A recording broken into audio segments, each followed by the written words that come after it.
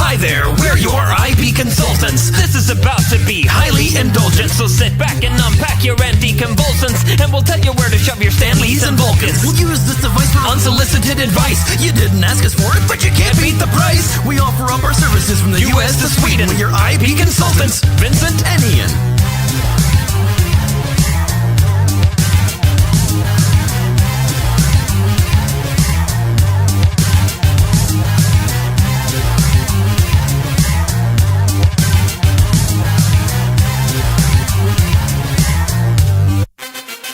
Up in the sky, look! It's a bird.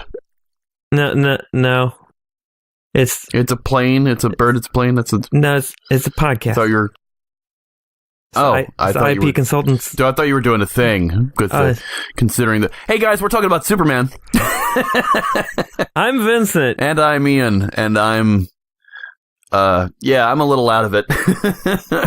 As of recording this podcast, I had emergency surgery last weekend, so I'm a little out of it, so I apologize in advance for sounding out of it. You sound normal on my end. Well, thank you, but I'm exhausted right now. I hear you.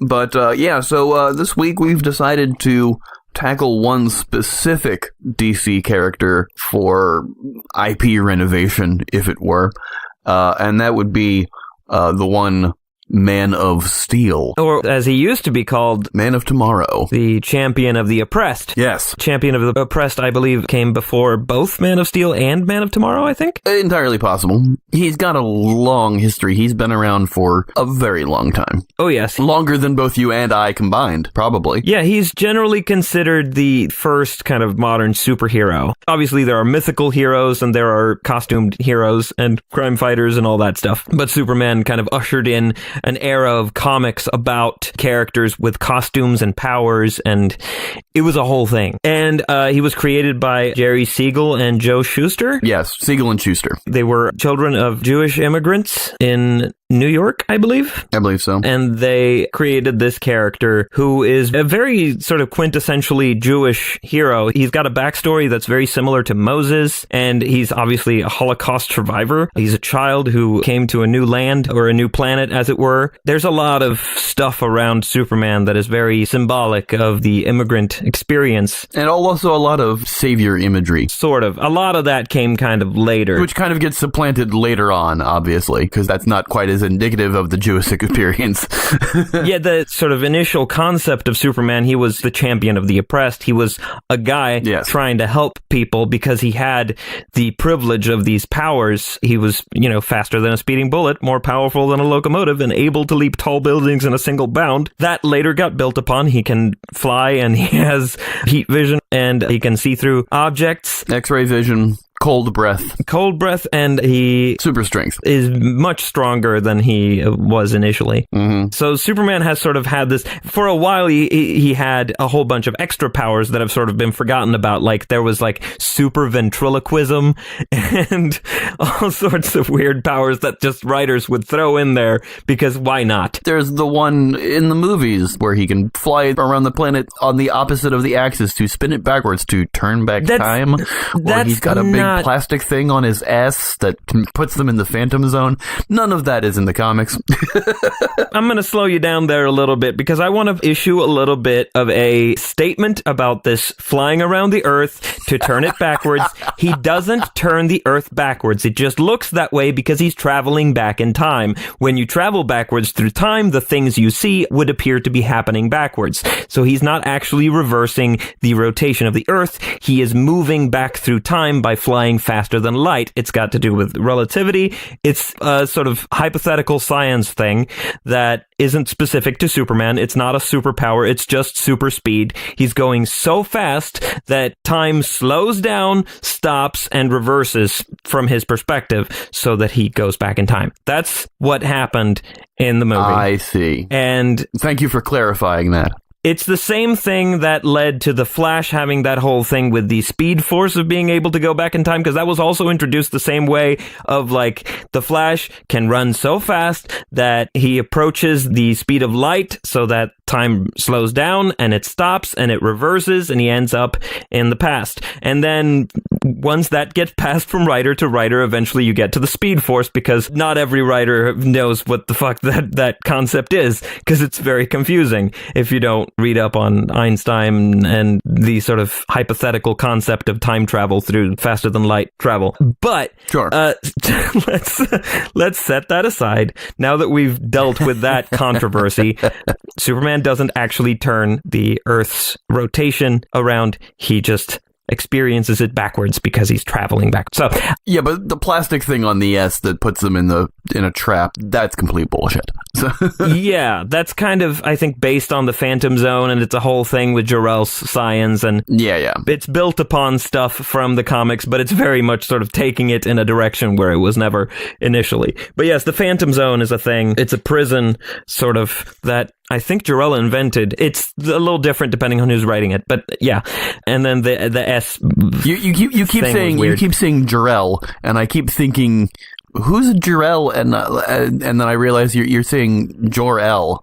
It's because it's hyphenated. So yeah, Jor-El. You're saying it so fast. There's no space there. Okay.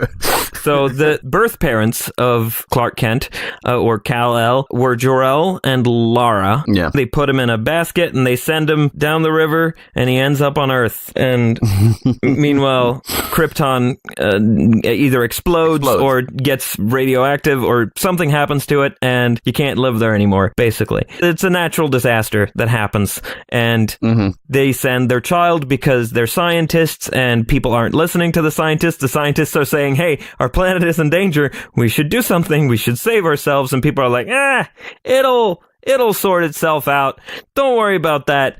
It'll be fine. Gee, I wonder what modern day thing we could draw influence for this from. And I'm coming up with nothing. Nah. I feel like this is a familiar concept here. Yeah, I feel like this is something people now are saying, and yet, I don't know, maybe something. Yes, so they were only able to make this one prototype, or I guess two prototype mini rockets, and they managed to save 2 Kryptonians. Yes. But we only find out about one of them much, much later. Yeah, we find out about the other Kryptonian that was saved something like 40 years later.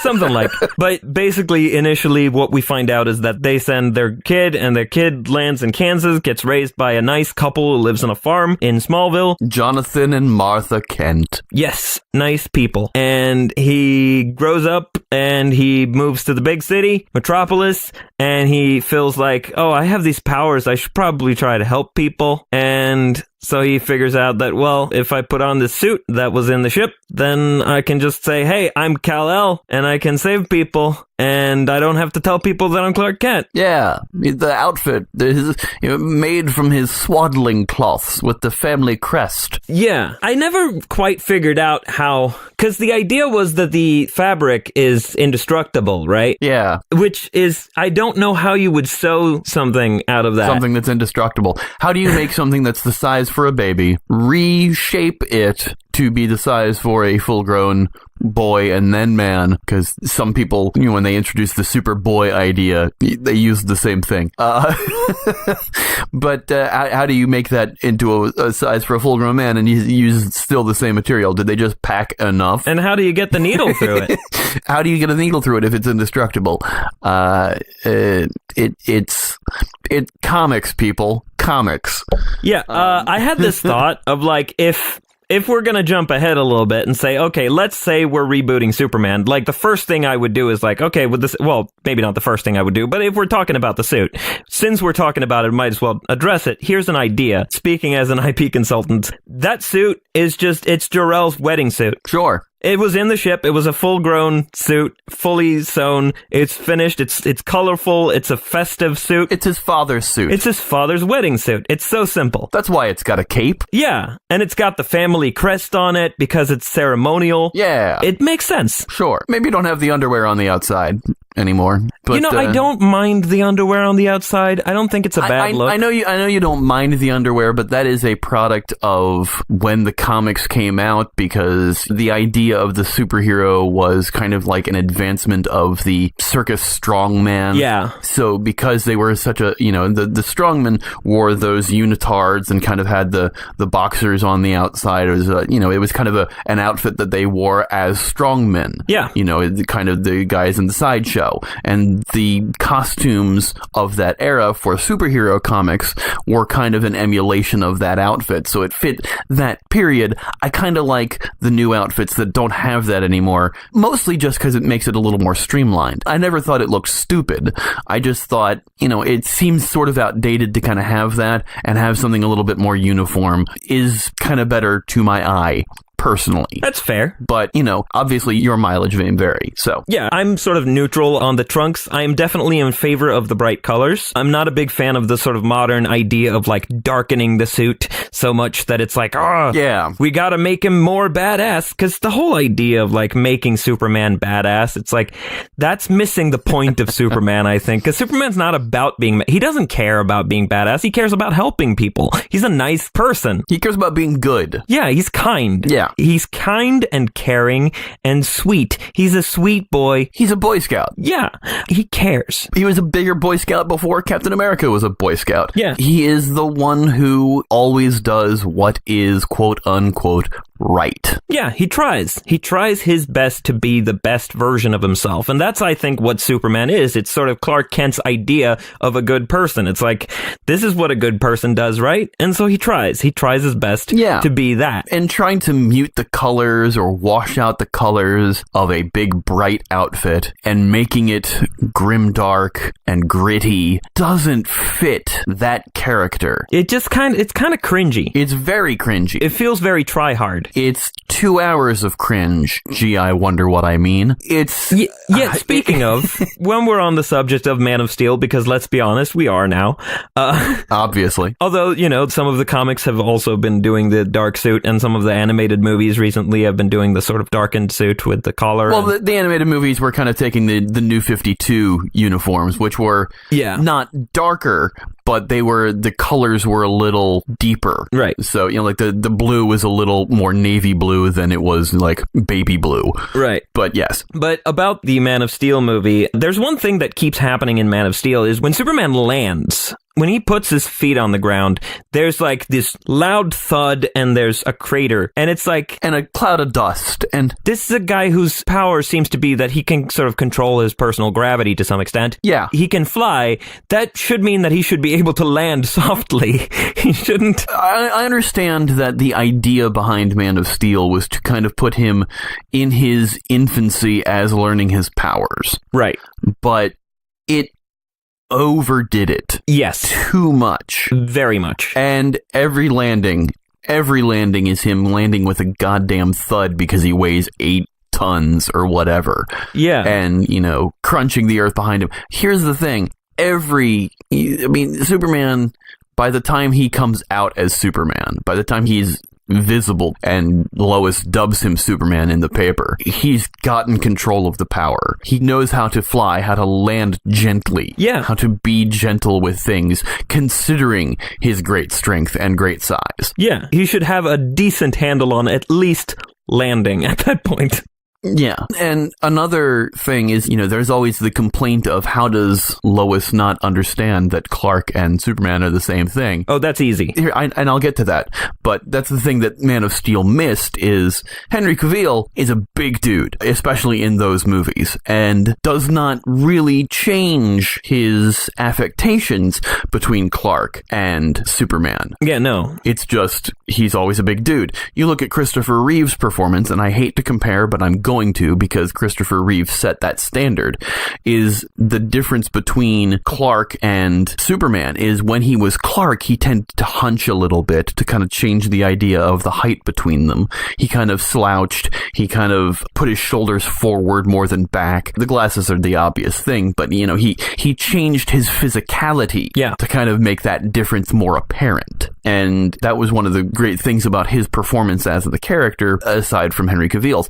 Most of Henry Cavill's performance issues, I mostly blame on the director, but because of the direction that he was putting that movie in, a lot of things got left by the wayside as far as direction for the actors. Right. But I have so many problems with Man of Steel. Me too. But we'll get to them individually as we go. Yeah. That is what not to do with the character. Yeah. If you're wondering about IPs. Yeah, the thing is, I think it's very easy to sell the idea that Clark Kent and Superman are not immediately guessed as being the same person. Yeah. And I think key to that is, why would people assume that Superman has a secret identity at all? That's a thing that a lot of writers kind of jump on, is this idea of like assuming that the superhero has multiple identities.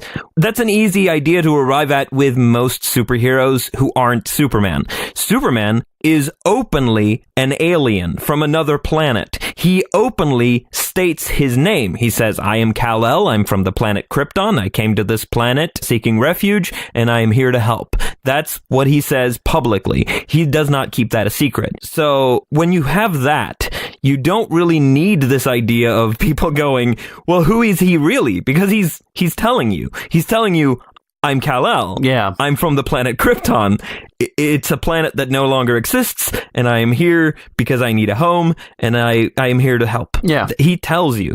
And that's how you get around the problem of who is he. And also, I mean, he's just some guy who happens to look like Superman, which is like, it's not that weird that people look the same. Have you seen actors who look the same ever? Have you seen people? Yeah. Everybody's got doppelgangers running around. Yeah, There are people yeah. who look similar to other people. Absolutely. I know doppelgangers of myself and also actors who I look like. But that's always going to happen. It's just a very similar thing. Oh, wait, you know what? The nose might be wrong, you know? Yeah. So, like, if somebody goes like, hey, did anybody ever tell you that you look like Superman? It's like, yeah. I hear it all the time, but he's way taller, you know? Yeah. Something like that. His shoulders are way more broad than mine. You kind of got broad shoulders. I hear that, but look, if you looked at the two of us next to each other, you'd see the difference. Yeah. I don't think Clark would even have to say that. I think people would just justify it for themselves. They would just go, you know, you kind of look like Superman, but not quite. Yeah. Like, they would just jump on finding some difference, even if it's not really there, because he's just the guy at the office. He's a dork from Kansas. That happens to real celebrities. Tony Hawk gets recognized as Tony Hawk, but not as Tony Hawk. Yeah. He'll get onto flights and people will look at his ID and go, Anthony Hawk, hey, do you remember Tony Hawk, the skateboarder? Whatever happened to him? And he'll answer, well, currently he's getting on a flight. Yeah, Jessica Chastain and Bryce Dallas Howard look like the same person. It happens. Zoe Deschanel and 800 other people in Hollywood all look the same. Yeah. So it's just a matter of really writing the characters believably, and you will have solved the problem. Yeah. So that's a little thing that often bothers me with versions of Superman or even Supergirl, which is the show Supergirl is a show that I have, over the course of it, had mixed feelings about. I like the show overall. There are things that I've had issues with. Right now, they're having their best season yet. The writing is better than it's ever been. The current showrunner is doing a good job. I am behind a season. Well, I recommend catching up. I've been wanting to. I just haven't had a chance. Because they're finally like a genuinely good show. But they're still doing this thing of like people assuming that Supergirl has a secret identity, which I don't get why they would assume that if she's like, no, I'm an alien. There's lots of aliens around, like, especially in that world, because that world is full of aliens. She didn't even have to say I'm an alien. She says Superman's my cousin. Yeah. I'm wearing the same outfit as him. Yeah. You figure it out. So there shouldn't be this, oh, I wonder who she is in the day-to-day. Oh, wait, no, she's Superman's cousin. They'd probably hang out at the Fortress of Solitude. Yeah. That's all I need to know. Yeah. Good for them. This was a really unlikely thing to happen, that they would actually end up not only on the same planet, but being able to reconnect. That's a great thing for these cousins to be able to get back together. So of course they're gonna be like hanging out. The idea of who is this person on the daily, that's a dumb question to me within the Superman mythos. Once you start getting to other superheroes, it's different. Once you get to Batman, for example, okay, yes, for starters, you've got this idea of, oh, Batman is a bat creature. People actually believing that Batman is... Because they don't quite ever get a good glimpse at him because he only works at night. Right. But eventually, over time, it becomes more clear that Batman is a man who is dressed like a bat. At some point, it starts becoming, especially once you get to Robin and stuff like, oh, Robin showed up and he seems to be the same age as Dick Grayson, who's living with... It's starting to look suspicious at a certain point. Yeah. But you don't have that problem with Superman and with Supergirl. You don't have to have that problem. You kind of have to create that problem in order to have it. So that's just a little thing to get out of the way. What are some other common complaints, I guess, about Superman? I think not so much common complaints, but at least complaints about what they did wrong in Man of Steel. Well, I think there are a lot of complaints that led to Man of Steel. I think people have this thought of like, oh, Superman is too powerful, for example. Yeah. Superman is too powerful is an assumption that people like to, or a hot take that people like to have. Superman is so powerful that you can't possibly tell an interesting story with him because he's gonna win the fight no matter what. So you got to put him up against someone who's equally strong in order to have a story. But I think that's mistaking stories for wrestling matches. Yeah. Because well, a lot of that's a lot of issue that I have with a lot of Superman stories. Some of the Superman stories in comics are very good, and some of the Superman stories are excuses just to have a punch up. Yeah. And for example, the death of Superman. Yeah. Doomsday is not a character. Yeah, no. Doomsday is something that punches. Yeah, he's an excuse for violence. He was an excuse to kill Superman. Yeah, really. And unfortunately, there's a lot of stories, especially in the films, that lean in that direction, where there is no character motivation, there is no purpose for the thing that is the antagonist, other than gotta punch it. Right. So having something that actually has an agenda, a purpose, a meaning, something to drive it, some sort of character motivation, an actual character, rather than just the embodiment of strength and punching. Which brings us to another... The embodiment of strength and punching is just funny to me. This brings us to another complaint that often comes back. Why do they have to use Lex Luthor so much? Can't we get something other than Lex Luthor? I think it's a valid complaint for the movies because they did 3 movies with Lex. Well, I think it's out of the 5 that we got 3 movies with Lex. I don't think it's a valid complaint because none of those movies really utilized Lex to the extent that Lex could be utilized to really tell a story about what Superman is about. Oh, absolutely. I feel like Lex is very much a perfect counterpoint to Superman, not only because he doesn't have superpowers, but because he is philosophically the opposite of Superman. Superman stands for altruism, this idea of, I have this privilege of superpowers, I'm going to share it with people, I'm going to help people, and I'm not going to do it for personal gain, I'm just going to do it to help people. Meanwhile, Lex Luthor is this sort of Ayn Randian character who doesn't believe in altruism. He doesn't believe that it's a real thing. So he's just going, Superman is up to something, I'm going to stop him because I want to be seen as the hero. And it's not about being a hero, it's about being seen as the hero. Yeah, for Lex, it's a lot of power struggle, to be perfectly honest. Yeah, for Lex, it's a lot of, I hate to use this term, but virtue signaling. Ugh. In a sense, because, yeah, I absolutely hate the term virtue signaling, but it applies in this case because Lex Luthor is the kind of person who would use the term virtue signaling to refer to Superman because that's the only way that he views altruism as a narrative tool. Or the virtuous.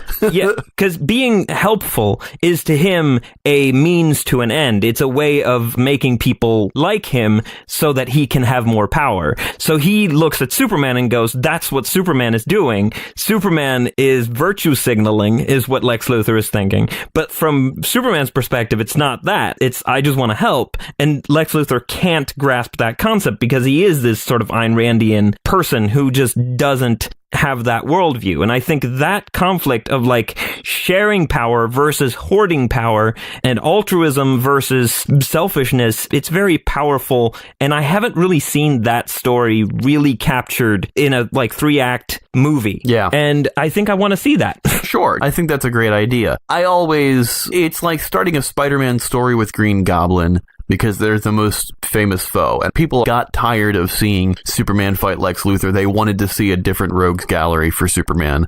And Superman's rogues gallery isn't enormous.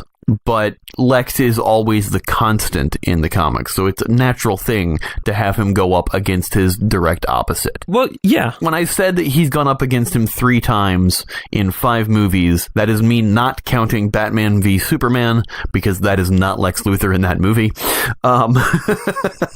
Well, it is. But it is in name. It is. It's just a really bad representation of Lex Luthor. It is the worst representation of it, because it's not a representation of him. That's not Lex Luthor. That's the Riddler. Sort of, yeah. Sort of. A bad imitation of the Riddler, even. And it's supposed to be Lex Jr. or something like that. Well, not really. I mean, that's what they call him in the movie. They call him Lex, and they call him, he's Lex Luthor. They call him Lex Luthor, and he's... Because his father is Lex Luthor. The father's name is always different. Sometimes it's Lionel Luthor, and sometimes it's something else. I don't know. They keep changing Lex Luthor's father's name, so that part is like, no, the character in the movie is supposed to be Lex Luthor. It's not supposed to be the son of the comic book Lex Luthor. That's not what they're doing. They are clearly saying that this is Lex Luthor. I didn't mean it was the son of the comic book Lex Luthor, but regardless, it's a bad representation of what Lex Luthor is. And that's my point. They're all bad representations in the live-action movies. Every single Lex Luthor in live-action has been not quite Lex Luthor. And I feel like I want to see that movie that really does Lex Luthor justice, because that's the most interesting introductory story of Superman you can do. If you have Superman coming to Metropolis and creating this persona of his idealized Kal-El that then gets named Superman by the press, if you're telling that story, you're telling a story about identity and narrative, and you're telling a story about a person's relationship with the society in which he exists, and Lex Luthor is the perfect villain for that story. So the idea of doing an introductory Superman story without Lex Luthor, to me, misses the point of why Lex Luthor is a great villain. And I feel like the best use of Lex Luthor is to have him be the first real villain that Superman faces, because you would introduce Superman as just helping people out. He's just doing sort of regular stuff. And then here's Supervillain, who is not publicly identifying himself as a supervillain, but publicly identifying himself as the hero of the city. Yeah. Lex Luthor is the guy who saved Metropolis, and now here comes Superman, who's the guy who seems to be trying to save Metropolis. Hey, that's my territory. We have a conflict. So that, to me, is the natural story to tell. Well, here's the thing. Superman wouldn't even see that as a conflict. Well, that's the point. Superman,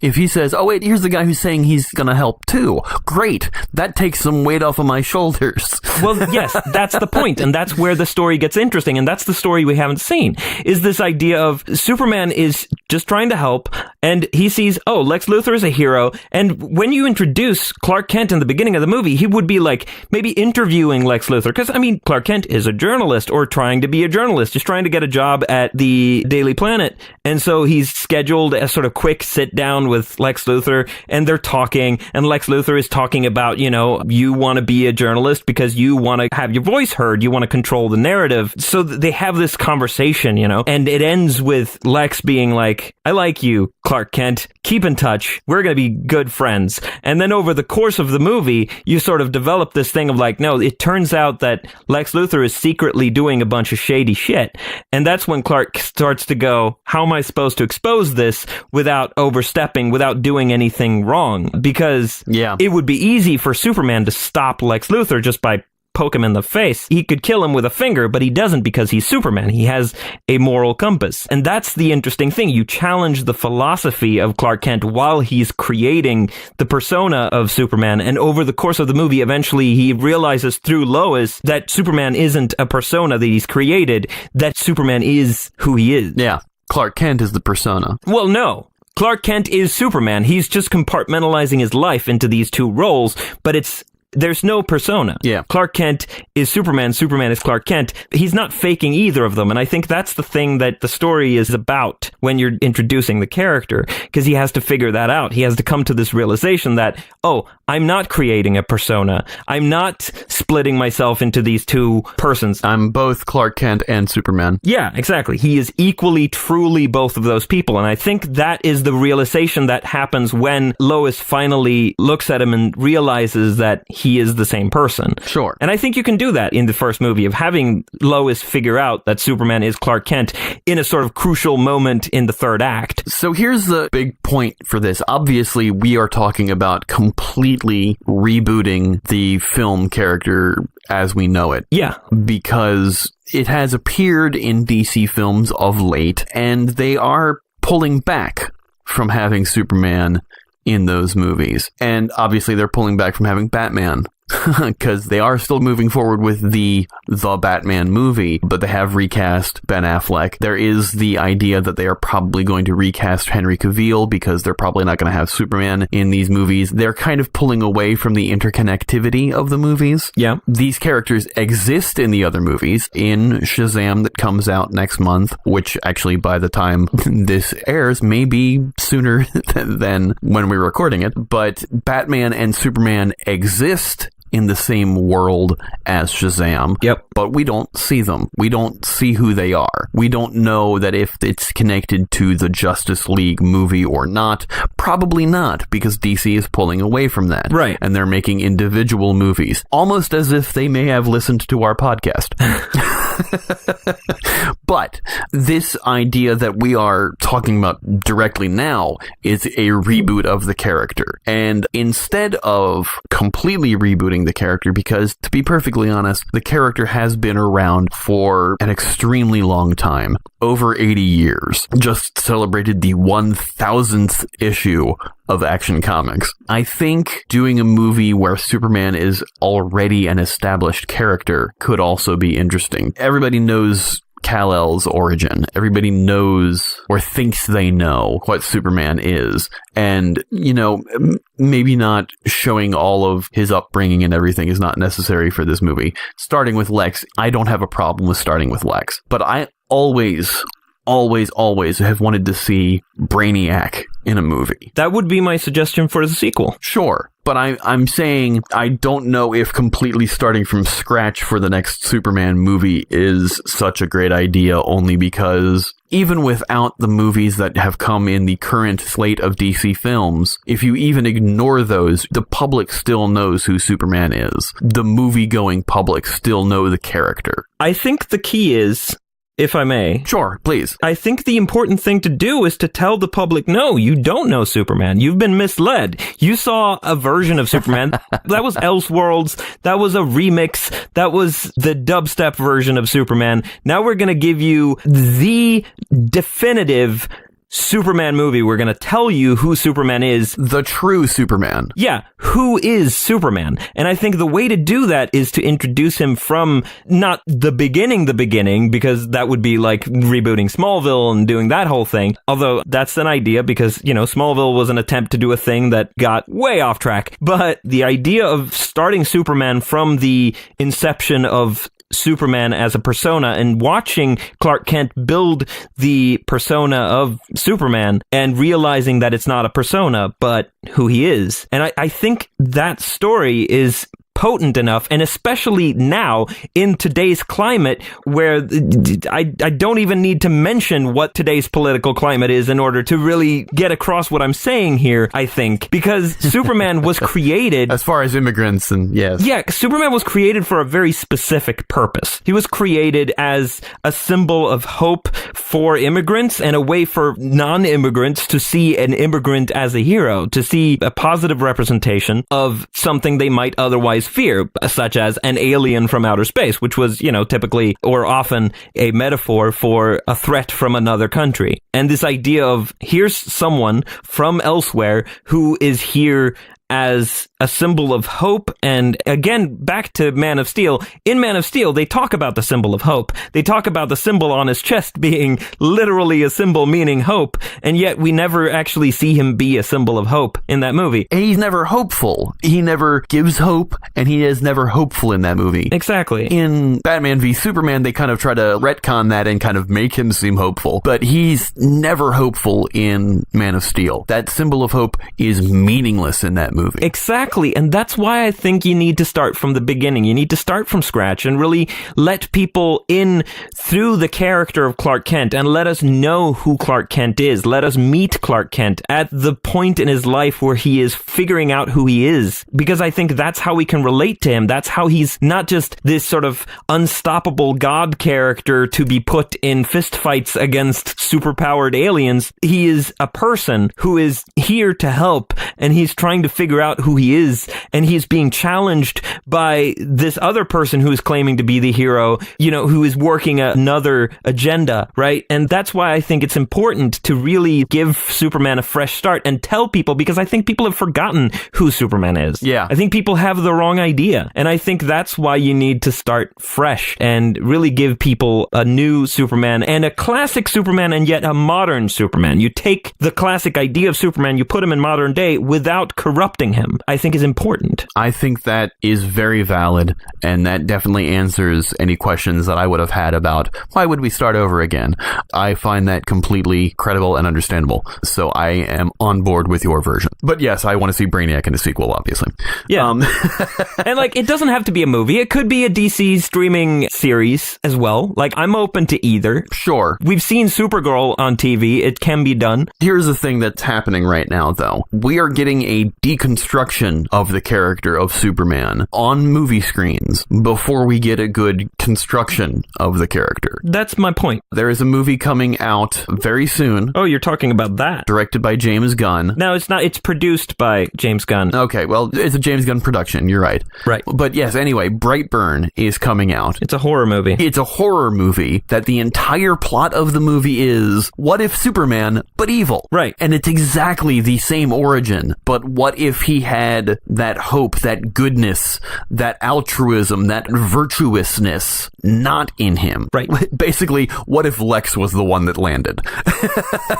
Right. If you look at these trailers and if you listen to the interviews, that is exactly what they're doing. They're doing an evil Superman story. They're doing a deconstruction of what it means to be Superman. And I think while that is going to be interesting to see, it is unfortunate that we are getting a deconstruction of that character before we've had a real good version of Superman, a good construction of him in the films first. Exactly, and that's my point. You can't deconstruct a character that we've not examined to its best end. Exactly. I think it's unfair, and especially in this time when there is a lot of fear of immigrants all over the world, that's an issue. People are fearing immigrants, and I think making a horror movie about Superman, or a character who is very much like Superman, but scary, is kind of irresponsible in terms of the implications that it has. I think exactly now, it is very important, or as soon as possible, to have a version of Superman that is embracing everything that Superman was created to be,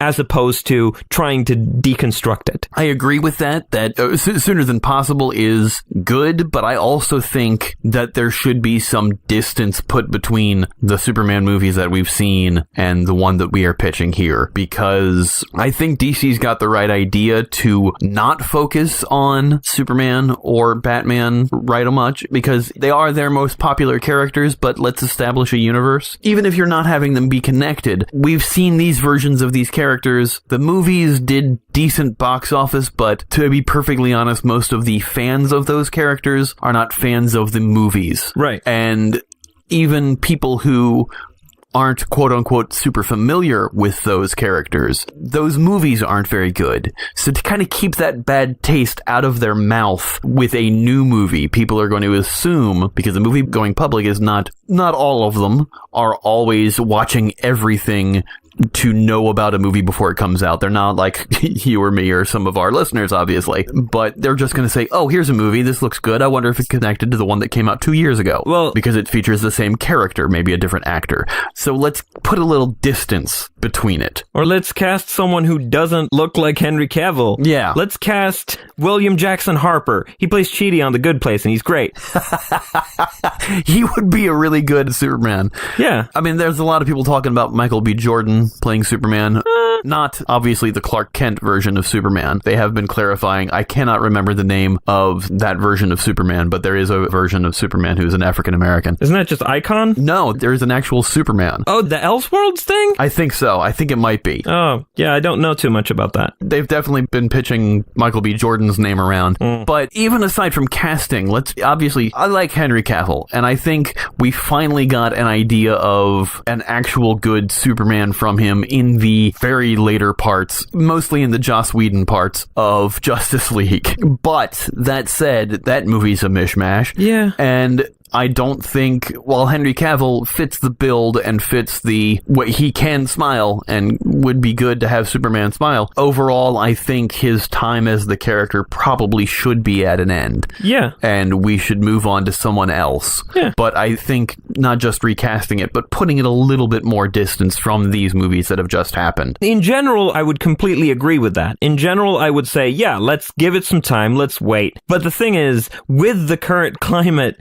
and I keep coming back to the climate, but it's kind of a thing. Yeah. For so many reasons. I feel like now is the time when we really need Superman. I feel like the world needs Superman more than ever. And that's just a feeling I have. In that instance, then, would you do something that we've seen in the comics that, to be perfectly honest, the character does kind of parallel someone we're familiar with? Would we do a President Lex storyline for that movie? I feel like that's writing past the point. I feel like President Lex, it was a great idea before Trump became president. Oh, yeah, obviously. And now I feel like the idea of President Lex is very sort of, hey, look, it's like Trump. I feel like it's a little on the nose. Yeah, it's like in Black Lightning when Greg Henry's character actually said the words, "Make America Great Again." It's like that, where it's like, you didn't have to say that in order to get the point across. I feel like President Lex is going a step beyond what you need to do in order to get the point across. I feel like Lex is enough of that kind of character that you don't need to make him president. You can keep it within Metropolis. Sure. And have him just present himself as the hero of Metropolis because he did some stuff for the city. And you have him continue to... Maybe Mayor Lex. I don't think he needs to run for office. I think you just have it be about the public perception of Lex Luthor. Sure, okay. And the public perception of Superman. And Lex Luthor is pushing for this idea that Superman is an alien threat. And we should be really wary of this superpowered creature from another planet who's probably the vanguard of an invasion. And I'm here to save the city from Superman because Superman is just a ticking time bomb, is a catastrophe waiting to happen. He's a ticking time bomb that's pulling kittens out of trees and helping people. Yeah, he's quote-unquote virtue signaling. Yes. Yeah, I agree with that. Again, I'm spitballing here. I'm throwing out ideas and... Yeah, it's a fair point. I think President Lex is... I like the idea of President Lex as a storyline, and I've seen good things done within that narrative in animation and in comics and all that stuff. I just think now is the time when doing that particular story would be writing past the point. Sure. Okay. No, I agree with that. I think that's a decent idea for a good way to bring the character about fresh, to bring it about to a point where we haven't truly seen it on the screen. We've had hints of that in the Donner movies, but I think really pushing that altruistic and then what's his agenda on the other end, questioning the virtuousness of him. But yeah, having Lex be the one who questions Superman's motives and trying to do the same thing but only for himself. I think that's an interesting angle. In that version of Lex, would you give him the Lexosuit, the giant exosuit that Lex has worn in the comics, or even just the weird green strapped outfit? Or would you shy away from that comic angle? Because because if he's trying to be, I'm also a hero, maybe he would adapt a costume or an outfit. Preferably, he'd probably adapt that exosuit, that kind of Lex mech, to kind of fight Superman because, he needs to get on his same strength level or something like that. But honestly, that was hokey in the comics. And I'm just saying, is that something that can be adapted to the movie to A, bring in those comic book elements, and B, kind of have them be on the same footing? Or is that too hokey of an idea to have in the Superman film that we're pitching here? It's a fair question. I think there's a number of things you can do with Lex Luthor over the course of the movie. What you do in Act 3, in the final showdown or whatever you want to call it, I mean, ultimately, if you put him in a Lexo suit, it's back to the punching thing a little bit. There is that. And I don't know if you really need to take it there. I mean, you could also have him create genetically modified creatures, and you could have him, because Lex Luthor does a lot of stuff. He's a master of all sciences, and he owns a company that employs a lot of scientists who do a lot of weird science stuff and technology, and like maybe clone Superman. Yeah.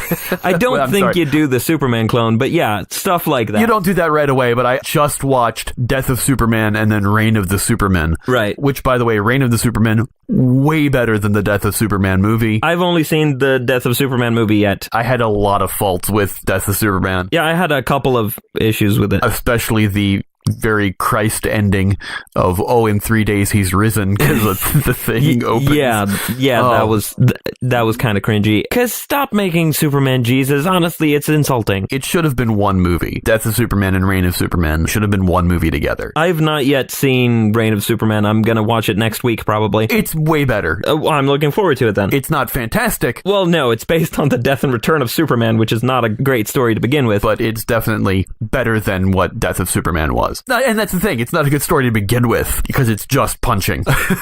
But they at least adapted it slightly better than the original comics were. They kind of give it a little bit more of an interesting angle, but you don't get that interesting angle until the sequel, Reign of the Supermen. And while I like the plot of Reign of the Supermen, it enhances Death of Superman, but it shouldn't. You know what I'm saying? They should stand alone, even though they're sequels. Right. I see what you're saying. But that's a tangent, different thing. I'm sorry.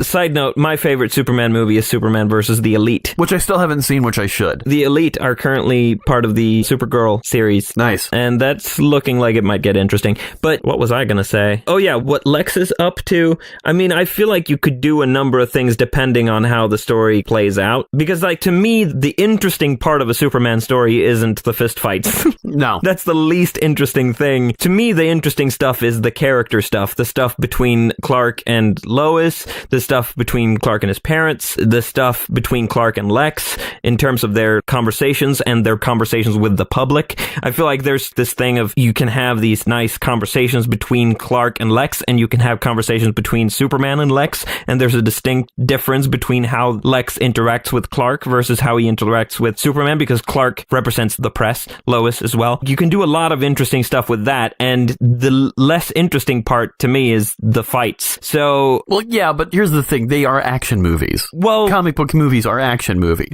There's going to be those elements for them. They're not as interesting, to you at least. Yes, but. I'm going to give that a yes, but. Because, here's the yes, but. I think a big mistake that keeps being made over and over again, especially by Warner Brothers with these DC movies, is approaching them as action movies first. Yes, there's going to be action in them, but to approach them first and foremost as action movies and trying to make the superheroes into action heroes is, I think, starting from the wrong angle. I think you gotta start from character and then find the action through story. I don't think you start from the action and then build the story around it, and I think that's the mistake they've been making. You can also make the mistake the other way, though. Look at Ang Lee's Hulk.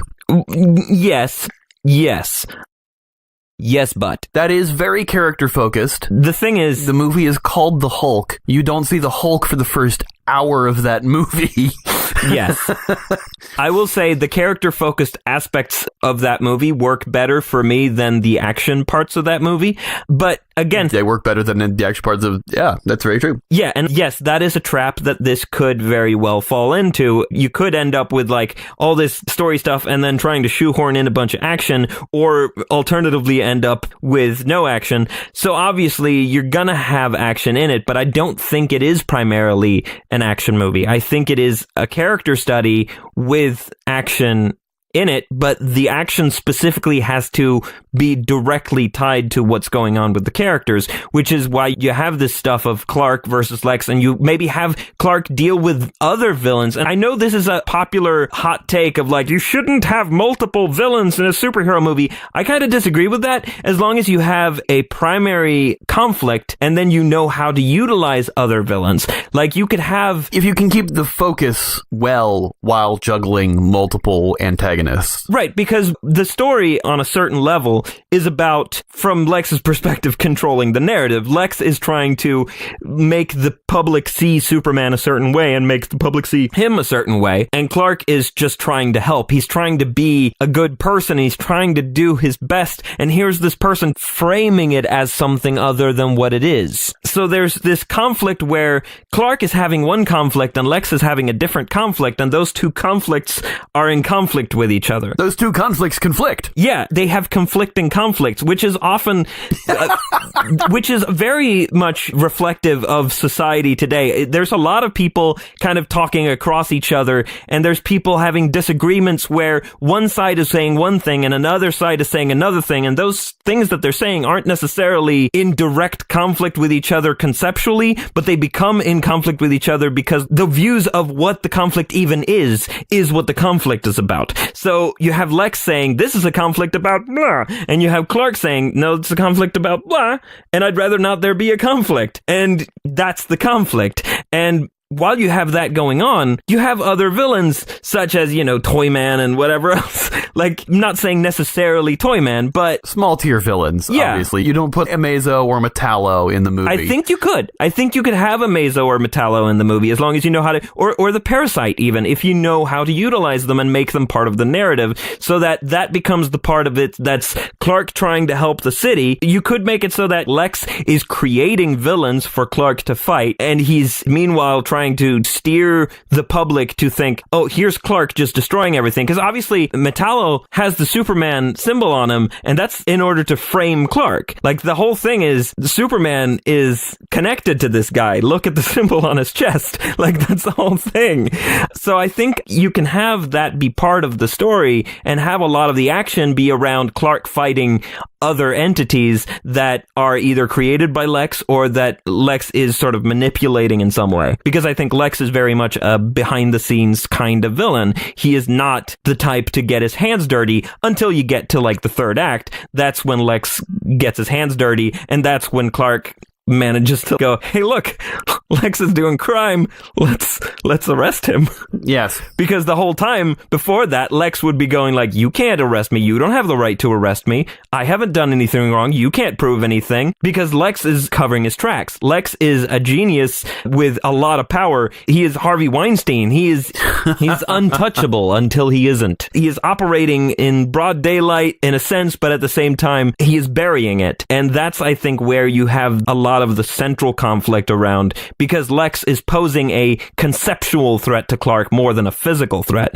And the physical threats may come in the form of things that Lex is causing to some extent. Sure. And I think a lot of people forget that action doesn't have to mean violence. Action is actively doing things. It can be stopping violence, saving people, solving problems. Do you examine the boyhood history of Superman and Lex, where Lex believed that Superman caused something to make him lose his hair? Or is that too new of an invention for your sensibilities? I think a lot of the sort of, both the Smallville stuff and the Superboy stuff, a lot of that stuff kind of has to go away. You kind of can't really have all that stuff mucking up the story. What you can do, I think, is in the first couple of scenes, like within the first couple of scenes, you have that sort of meeting between Clark and Lex as a sort of, you know, interview, work sample, whatever, school project, whatever it is, like the first meeting between Lex and Clark, and you establish at the end of that Lex is establishing his idea of a friendship at that point. So you do have some sort of history between the characters before Superman is created, but it's not a long history. It's not a childhood history.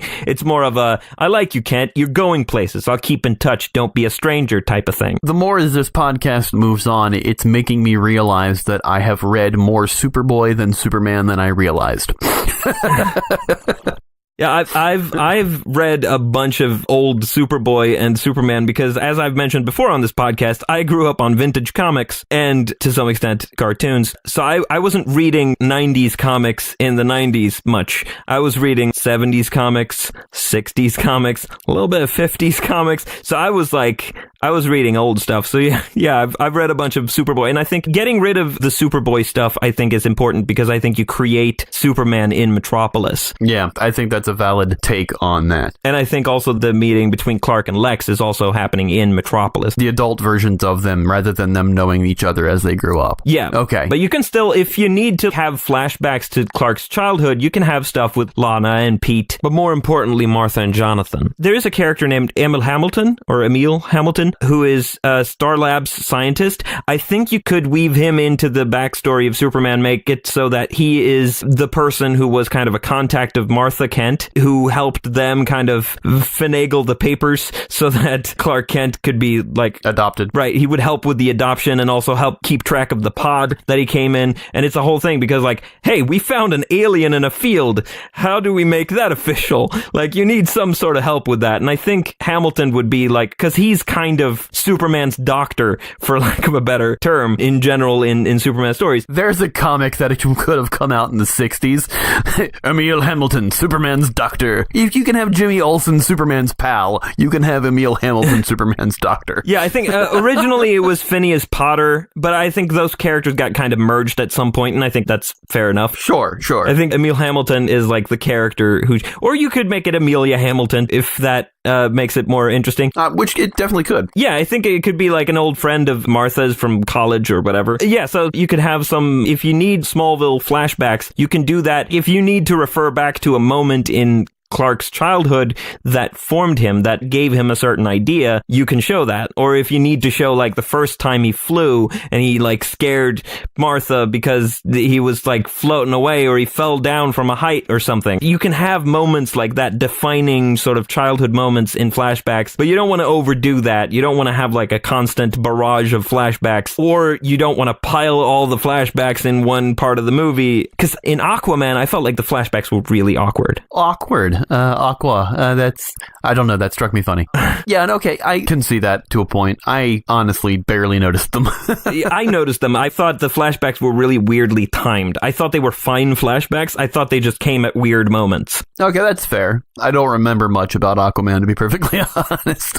I remembered enjoying it, and that's about it. But yeah, I can see how that can be because like a lot of these movies are putting all the backstory right up front at the beginning of the movie, which honestly, the way stories flow, that makes a natural idea, but also maybe don't Quentin Tarantino it and put all the stuff backwards in the movie too. Yeah. I think one thing you can have at the sort of beginning of the movie is you start it by fading up over the line, up in the sky, look, and it's Martha telling Jonathan it's, you know, a falling star or whatever, and Jonathan's like, don't even tell me to make a wish, I'm kind of down and stuff, and then she's like, I don't care, I love you, and blah, blah, blah, and then they go and chase after the thing. Maybe they're making a wish for a child. Well, that's the thing, it's because Martha can't have children. Or maybe Jonathan can't have children. Oh, yeah, that's true. But that's what I'm saying is, like, he doesn't want her to tell him to make a wish because he doesn't believe that it's going to happen. Like, he's down because of that. And then she's like, oh, we're going to figure it out. Well, things will be great. And then you cut and they've gone after, and Martha's like, no, we have to check it out. And Jonathan's like, we don't know what it is. And she's like, that would be the purpose of checking it out.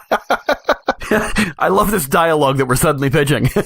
And then you cut again, and it's Martha is over by the crashed pod, and she's like, Jonathan? And he's like, what is it? And she's like, it's a baby. And he's like, that's not funny. And she's like, I'm not joking. And he's like, Martha. And she's like, seriously, you should get over here. And then, you know, we cut to like modern day, or maybe you have like a quick conversation with Hamilton or something, but like you get to Clark coming to Metropolis pretty quickly just by flashing through those sort of early moments before you get to now. Sure, that's a credit sequence. Yeah, while the little credits are at the bottom of the screen. That's a cold open before the credits. The flashes of him growing up are the credit sequence. And then you cut to the interview scene with Clark and Lex. Them wishing on the star that's a pod and discovering the baby. That's the cold open before the credits. The flashes of him growing up are the credits, and then him arriving in Metropolis is the start of the movie. Right. And then if you need a defining moment, you can cut to a flashback as needed. Yeah. But you don't want to like do a bunch of unnecessary flashbacks. You don't oversaturate it. All right. I dig this idea. I dig this interpretation of one of the oldest comic book characters still around today. I think that's something that should be befitting the character. I think we may be at our time. Yeah, I think we've covered the subject for the most part. I think so. But if you guys out there listening have any comments or questions for us, for IPs for us to discuss, or even comments about episodes, you can reach us at ipconsultantspodcast@gmail.com, or you can tweet to us at ipconsultpod, or send us a message at facebook.com/ipconsultpod. You can, of course, always find the podcast on iTunes if you search for IP Consultants. You can also check it out at ipconsultants.podbean.com. Also, episodes are up on YouTube. Once again, I have been Ian. And I have been Vincent. You know what? That's not far off. Anyway, we have been your IP consultants. We will consult with you next time. Have a tasteful tuna.